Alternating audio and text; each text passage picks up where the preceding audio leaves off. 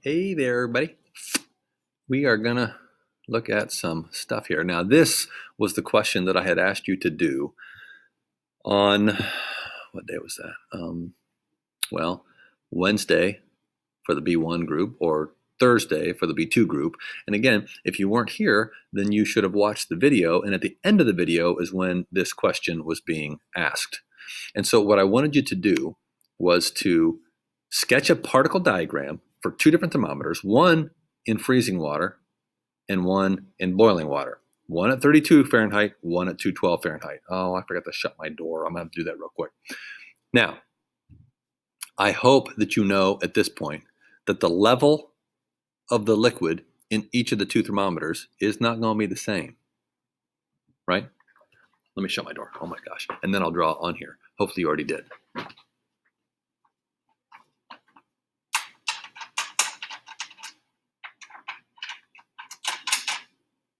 Okay, so in terms of the level in the thermometer, I hope anyway you know that the colder one, the 32 degree Fahrenheit, that's going to be a lower level in the thermometer. So like, oh no, my pen's, oh my gosh, I'm in the wrong mode.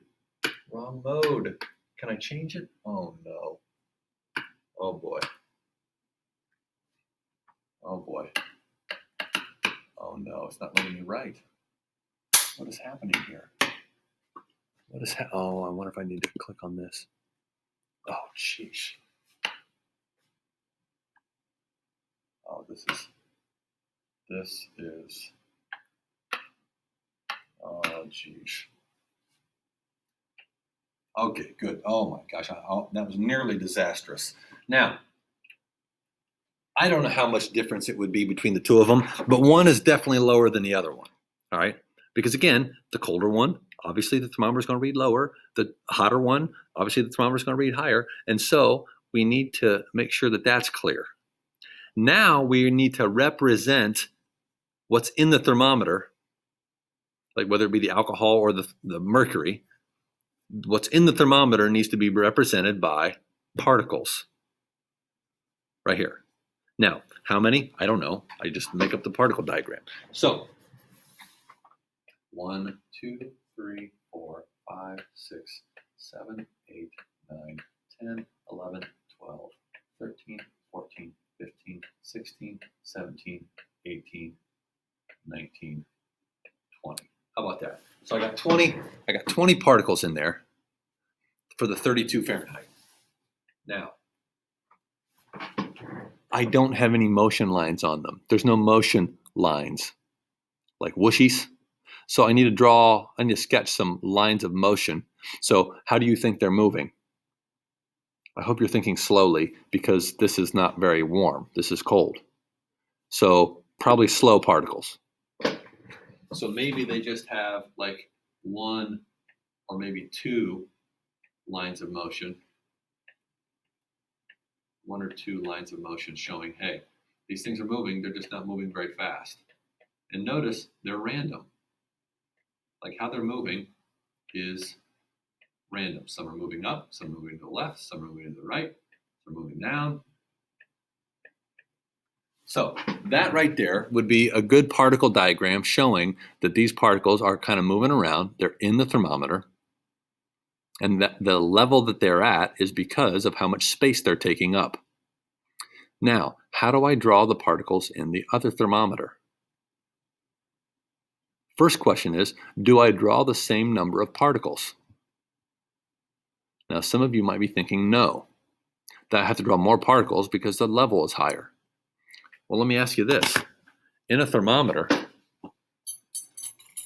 when the level goes up in a thermometer, when you put it in something warm and the level here goes up, does that mean we've broken the thermometer and we've put more liquid in there to make the level go up higher?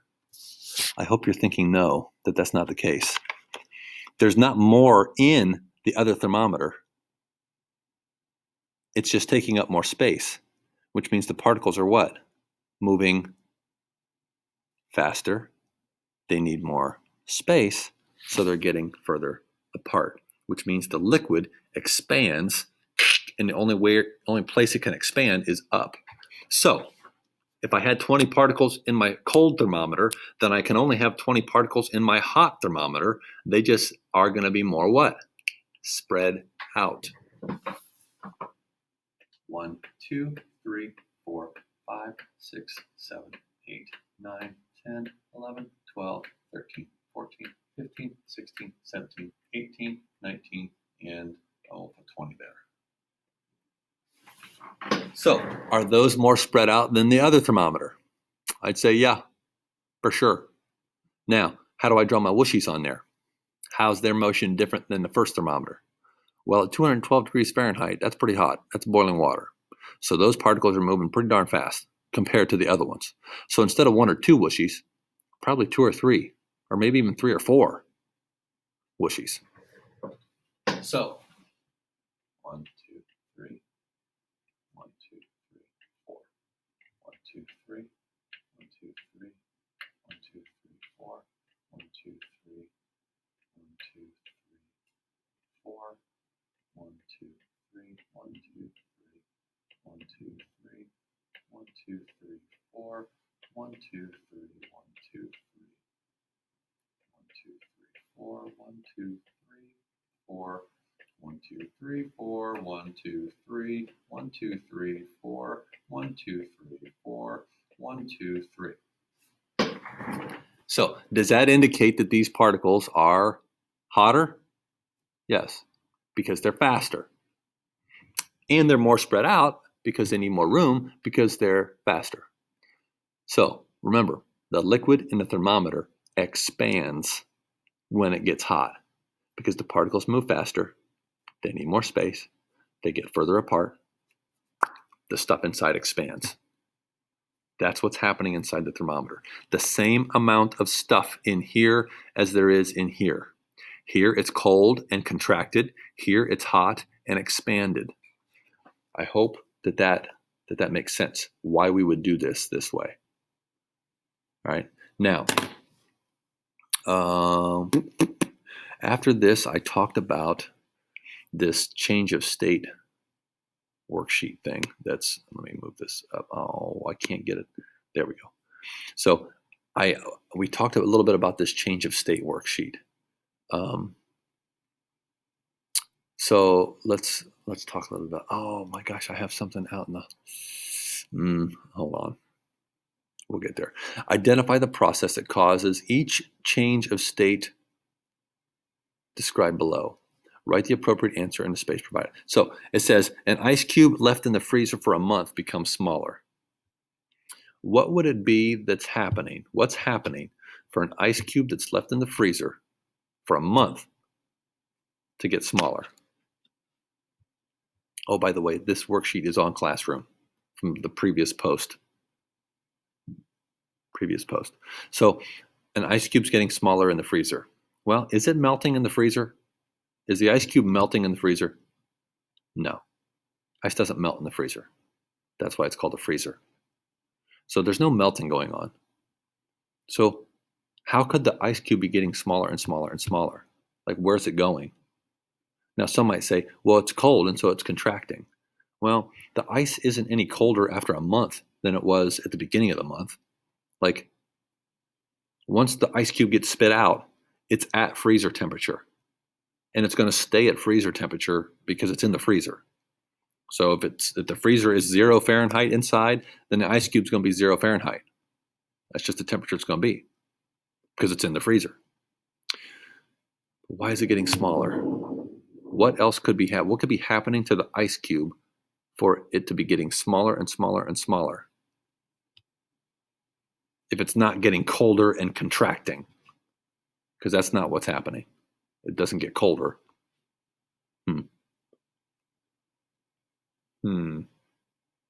What is it that happens when a solid becomes a gas? We call that sublimation. So I think somewhere on here, maybe, oh no, hold on. I got to get, oh geez. I'm in the way. I am in the way up here. I don't even know where to put myself.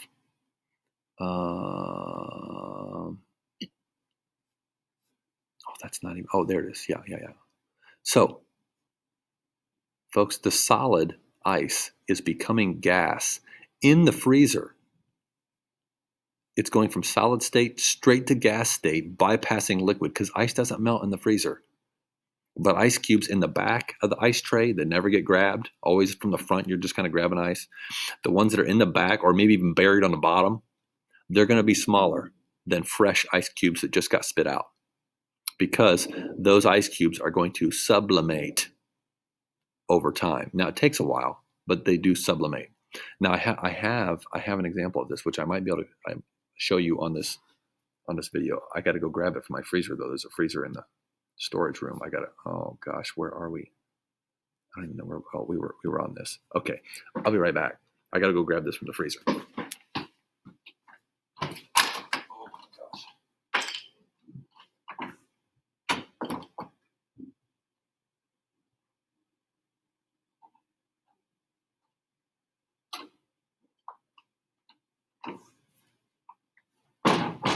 This tub right here, this tub was, well, I shouldn't say full of water. There was maybe an inch or two of water, inch and a half maybe of water in this tub. It's like just a plastic clear tub. Now, this has been in the freezer back there for years. I want you to look at the size of the ice that's left in there. It used to be the whole size of this thing, and an inch and a half thick. And now all we have left is this weird looking piece here. Okay. What has happened to, a giant piece of ice, giant. And this is all that's left. Just this little thing here. So what happened to it? Where did it go? Well, it sublimated. It went from solid state to gas state over the last several years. Now, again, this has been years in this freezer that I have. So sublimation in a normal freezer, it takes some time. It's not like it's dry ice. Like dry ice, that sublimates real quickly. A chunk this size would last like a day, and then it'd be gone. But this takes years for regular water ice in a freezer to sublimate. Anyway, so that's the example here that this is talking about. Sublimation is what caused the ice cube to get smaller and smaller in the freezer. All right, drops of water appear on the side of a glass of ice water. What's happening there? If drops of water start appearing on the side of a glass, what is that? That is called what? Condensation, right? That's warm air in the room, warm water vapor in the room gets around the cold glass. Those particles of the gas, the vapor of water, lose a lot of energy, and they drop down to a liquid state of matter through condensation. So hopefully you got that. I'm going to pause this thing so I can go put this ice back in the freezer. Okay, I think I'm resuming recording. So how about a rainy morning turns sunny and the puddles disappear from the sidewalk? If the puddles are going to disappear because the sun came out and it got all warm, and so what is that? Hopefully you understand that that is a liquid that's becoming a gas, or vapor, and so that is evaporation. The particles in the puddle are gaining a lot of energy because, again, the sun came out shining down and the puddle starts to turn into a gas because of evaporation. Okay, now here we go. Describe the changes of state and explain how particles behave in each state, drawing a particle diagram. Well, forget about the particle diagram right now. Here's the thing, and I hope that this is going to be clear, because freezing, boiling, melting, and sublimation, all four of those are on this chart here, except for boiling is just rapid evaporation. So we're talking about evaporation, boiling, but it's with a heat source and it's happening very, very fast. So boiling is just one kind of evaporation, one way in which evaporation takes place. I hope that makes sense. And the gaining lots of energy happens all at once from a heat source. So during during the freezing. While it's freezing, what's happening? The liquid, let's just pretend it's water. The liquid is going from 32 degrees Fahrenheit liquid to 32 degrees Fahrenheit solid. Going from a liquid at 32 degrees to a solid at 32 degrees.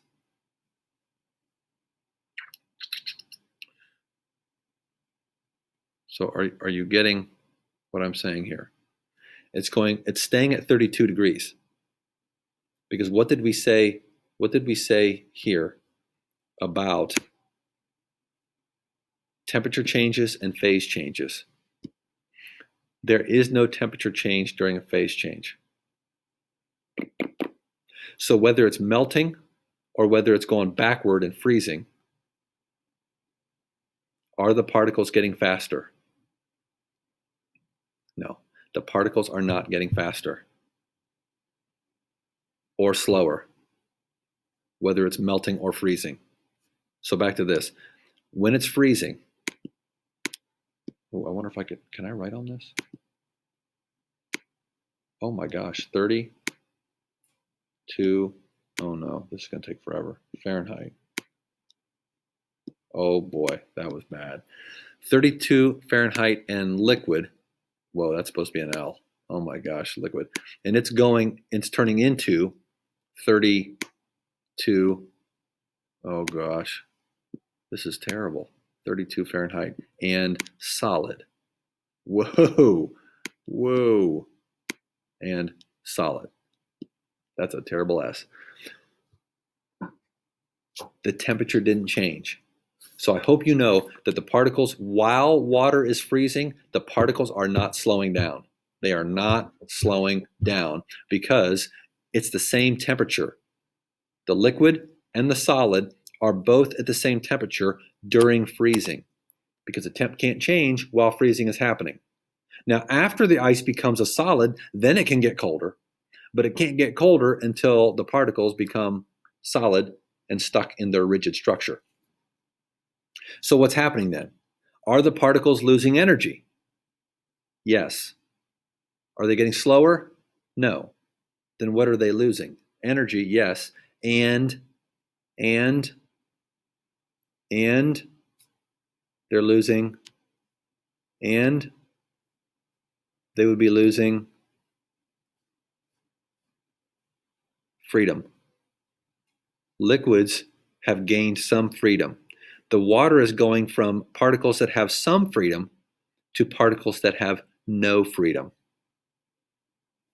So the energy that's being lost here, the energy that's being lost during freezing is not making them slower, it's taking away their freedom. You have to make sure that you're getting that. Anytime these phase change names are mentioned, the particles aren't getting faster or slower. They're either gaining freedom or they're losing freedom. So let's look at boiling now. Why can't I make this slide move? What? Oh, it's because I took the pointer off. Okay, so here, boiling. Now again, boiling. Well, I wonder if I could do. No. Can I do? Darn. Okay. It's going from 212. Oh, this video is going to be way too long. I'm sorry. I apologize in advance. This is going to be way too long of a video because of this. 212 and liquid to 212 and what? Gas, right? It's going from 212 liquid to 212 gas. Gas. It's going this way, boiling. Now, are the particles gaining energy? Yes, they have to during boiling, which is evaporation. That's gaining energy, which I believe I said we had on this graph right here. During boiling, are the particles gaining energy? Yes. Are they getting faster? 212, 212. Are they getting faster? No, not getting faster. Not getting faster. Then what are they getting from all this energy they're gaining? They're gaining what? Total freedom. The particles of the liquid are gaining total freedom as a gas. After they become a gas, can they then heat up and get faster? Yes. The temperature can change after the change has happened. After the state has changed, then the gas particles can get faster and faster and faster and faster. But until then, they can't. I hope this is making sense. Melting. Okay, melting is just the one that happened up here. That's just this one. This, but backward. Now we're going, I got to take my arrow. Can I erase that arrow? Oh, look at that. I can erase it. So I can erase this arrow right there. How about that? And then I'll put that back on the pen. So now we're going from solid over to liquid, 32 degrees solid to a 32 degree liquid. Did the particles lose energy? Gain energy, excuse me. If you're going from solid to liquid, that means the particles are gaining energy because they're going up a level. The particles are gaining energy. So I really should flip it around. Oh, geez, maybe I should do this. Okay, hold on. Okay, hold on. Let's go. Oh my gosh, I just did it. Oh. How about this? I can save this. Solid. Oh my gosh. That's a solid to a, wait a minute. Oh my gosh, because I changed the arrow. Oh my gosh, I got to change the arrow back. Guys, I'm sorry. I'm sorry, this is ridiculous. This is taking forever. Okay, now we have melting. Now, so forget that. We're on C. We're on the C part. So we're actually down here at melting. Can I actually move these? If I put the pointer on, can I move these things? No. All right. Now, solid at 32 to liquid at 32, the particles are gaining energy. Are they getting faster?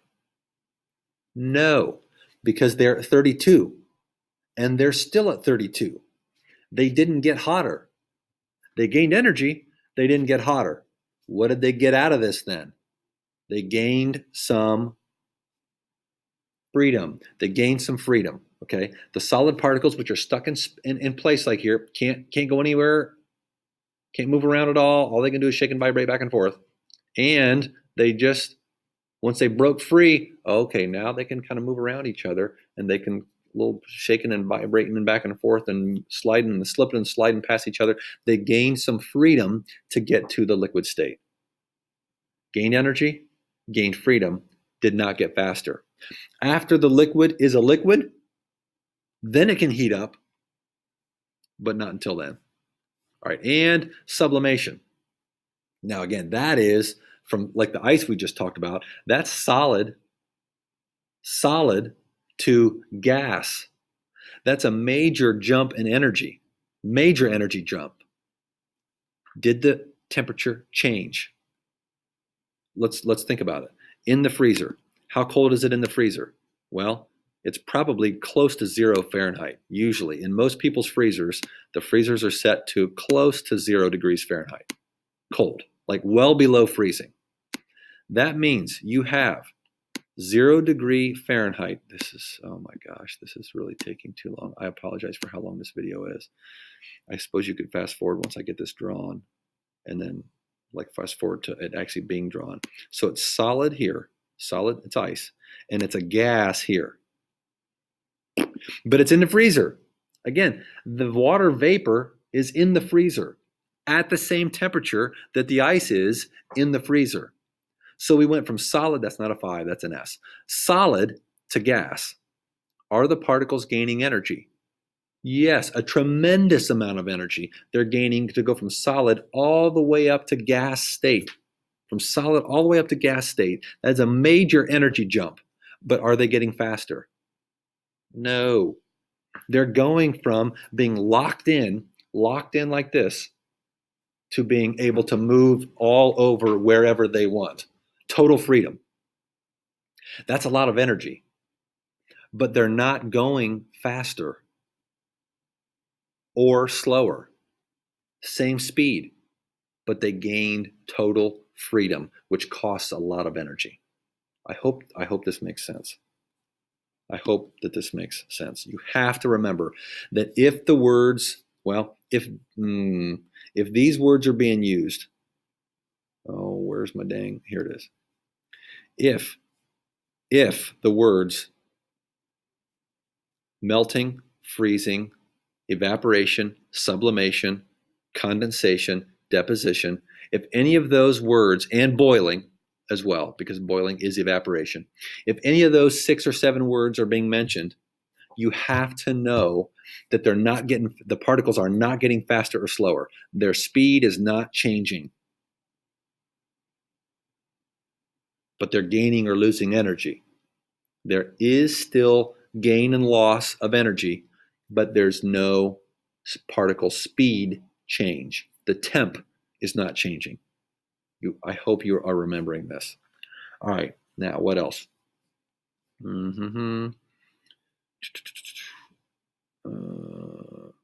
Okay, we don't need to talk about that. That's all the phase changes.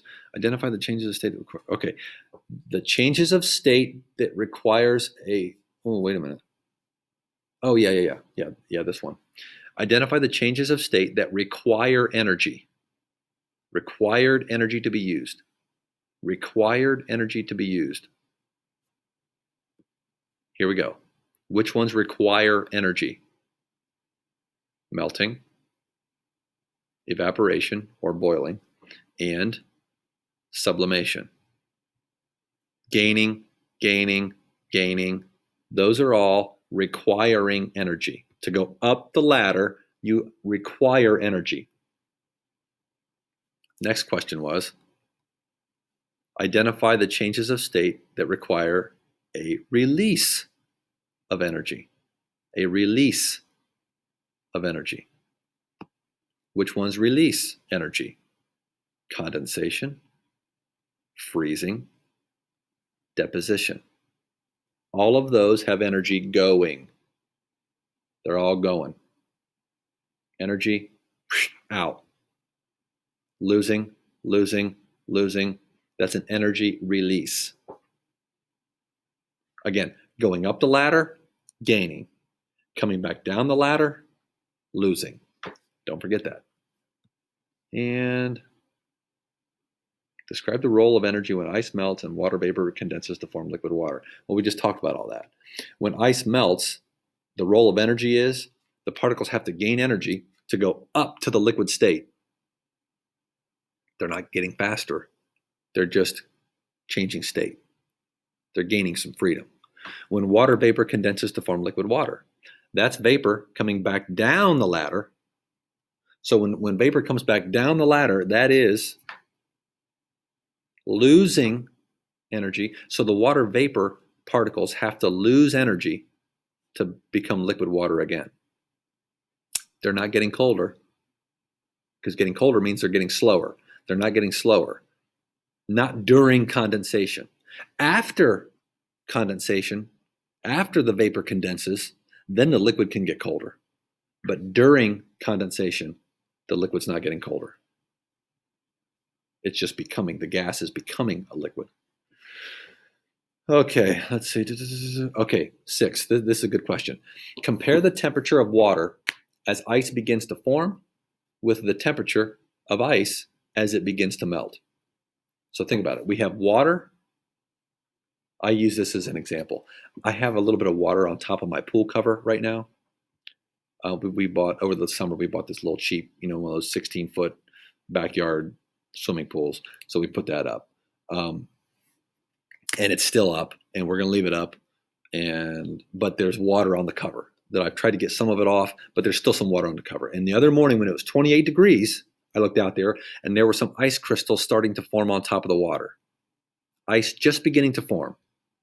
What was the temperature of the water as ice begins to form, as freezing begins to happen, what temperature is the water? I hope you know that it has to be 32 degrees. It is 32 degrees. When the liquid water just starts to form ice and freezing is taking place, during freezing, it is 32 degrees. Next part. What is the temperature of ice as it begins to melt? As melting starts, what temperature is the ice? So as the day warmed up a little bit, probably Monday, was it Monday or Tuesday? I don't remember. As it warmed up a little bit, those crystals of ice that had just started to form at the surface of the water, those began to melt. What temperature were those ice crystals when they were melting? They were 32 degrees. They were 32 degrees. So, folks, this is what's happening. Is the freezing temperature? Oh, this is going to take forever to write.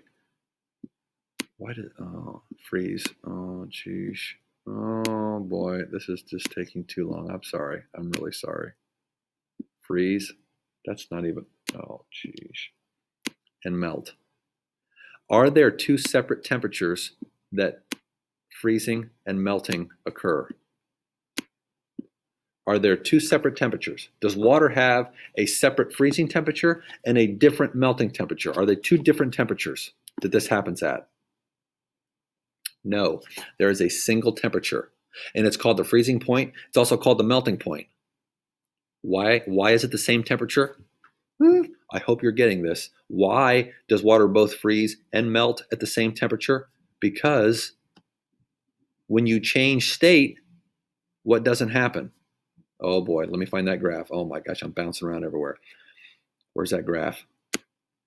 When you change phase, what doesn't happen?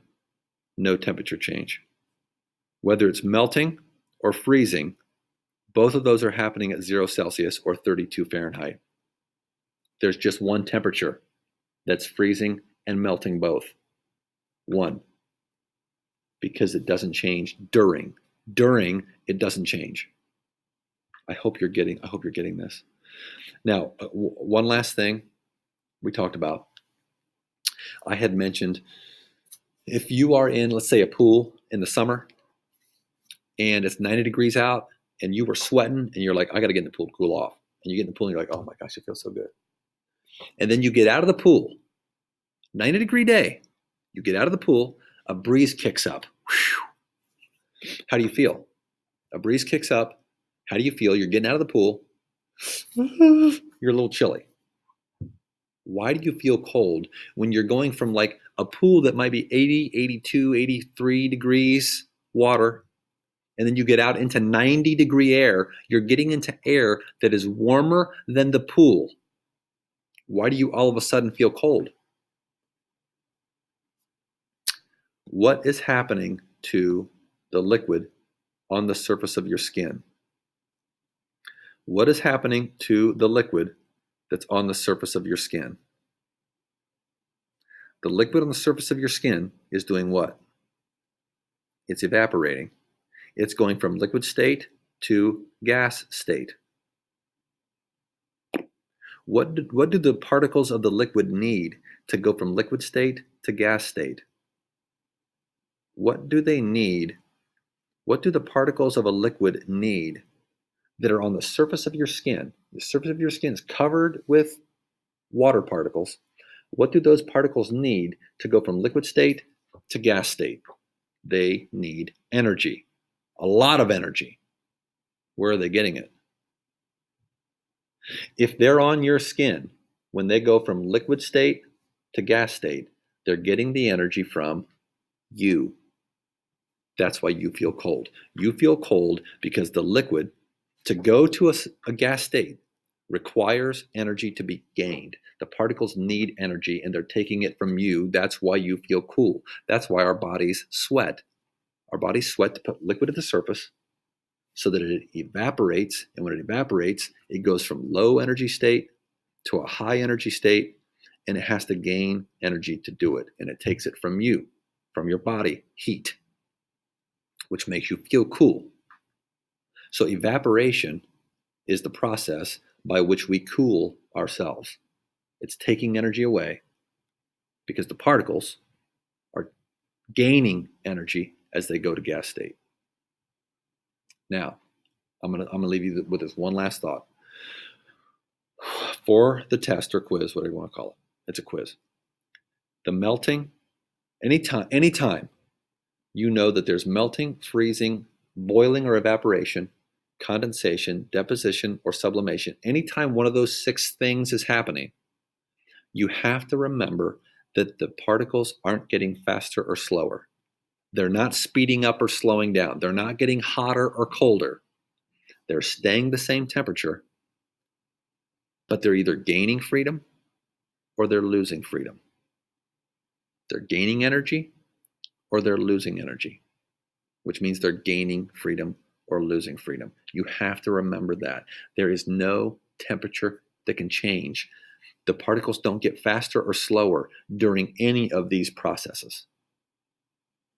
Only while it's a solid, not when it's changing, while it's a solid, or while it's a liquid, it can have a temperature change. Or while it's a gas, it can have a temperature change, but not while it's changing. Not while it's changing. I hope that makes sense. I hope that makes sense.